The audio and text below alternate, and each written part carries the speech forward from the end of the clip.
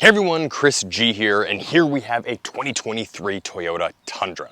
Now we do a lot of car reviews on this channel, and lately we've been doing quite a few things about how you can improve the aesthetics on your Toyota Tundra if you already own one. But for those that are in the market for a new pickup truck and are kind of on the fence of whether or not they should buy one, here is a list of reasons why you may not want to buy the new 2023 or 2022 Toyota Tundra. That said though, if you're just tuning in, please also watch our video on reasons why you should buy the Toyota Tundra. But nevertheless, what we want to talk about today is why you shouldn't get one of these bad boys and possibly some alternatives of what you should buy instead.